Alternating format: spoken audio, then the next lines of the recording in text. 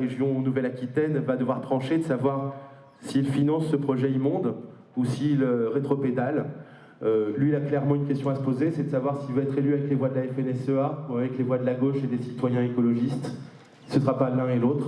Moi, ce que je vous dis aujourd'hui, et j'aimerais que ça soit diffusé le plus largement possible, écrivez, envoyez des textos, envoyez des mails à tous les députés européens de votre circonscription ou d'ailleurs pour leur dire on va regarder ce que vous votez.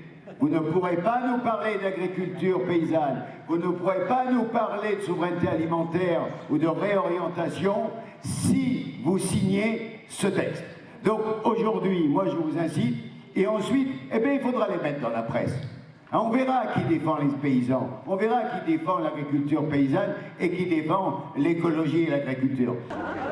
Donc, mesdames et messieurs, en particulier ceux qui êtes venus ici avec vos oripeaux, avec vos magnifiques drapeaux, nous vous invitons à vous rapprocher de la fanfare sociale de La Rochelle qui nous fait l'honneur d'être là ce soir, cet après-midi.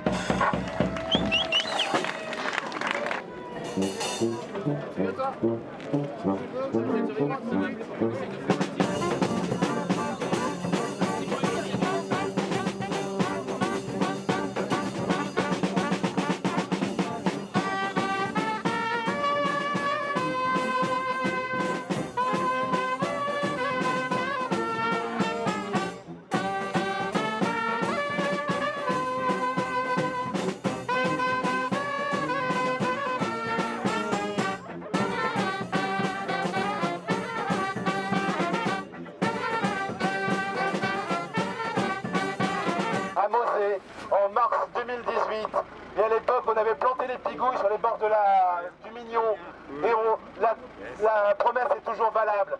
Si les bassines, si les bulldozers arrivent, on ira chercher les pigouilles et on empêchera les travaux de se faire quoi qu'il arrive.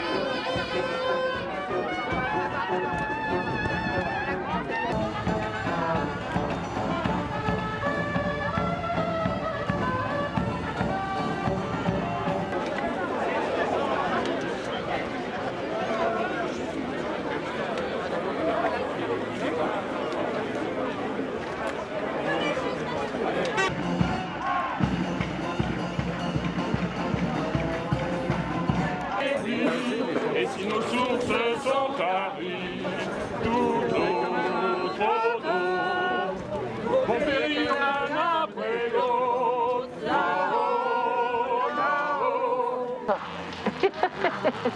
Elle est grandite, hein. Elle boit, elle change pas, hein.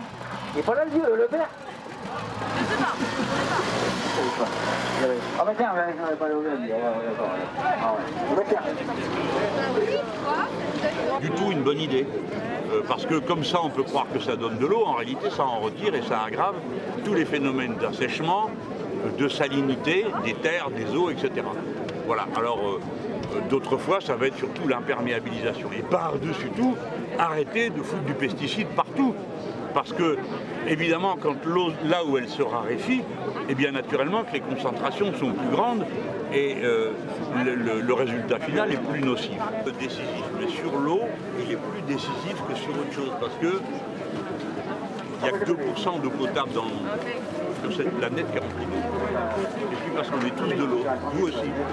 Monsieur Beauvais, vous combattez aujourd'hui les bassines, mais une agriculture différente est-elle vraiment possible? Et si oui, pouvez-vous nous donner des exemples pour que les agriculteurs puissent travailler en étant efficaces et sans courir les réserves?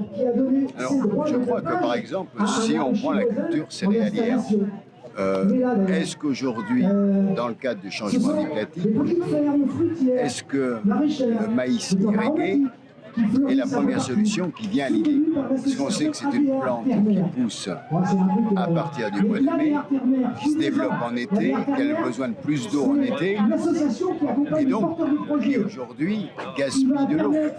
Alors qu'on a d'autres céréales, on peut faire aussi du maïs population, qui lui pousse sans irrigation.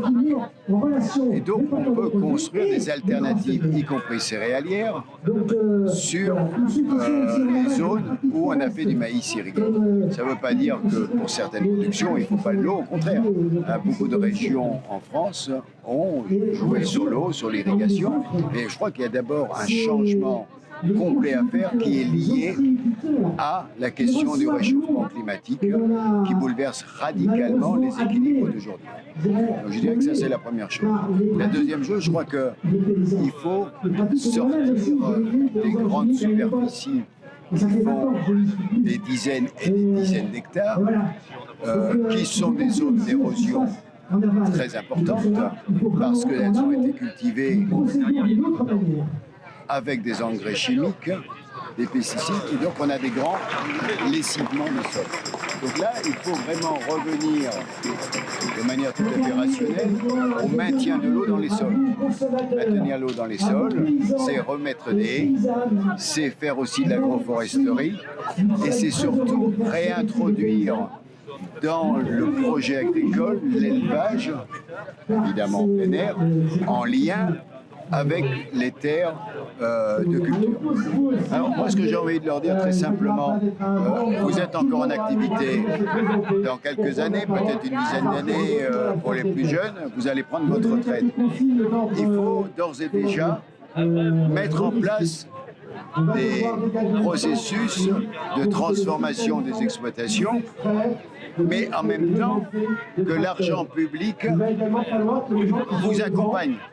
C'est-à-dire qu'il y a un moment, il y a des exploitations agricoles qui ont été complètement enfermées dans cette logique d'emprunt à la banque, toujours aller plus loin vers les tracteurs, etc.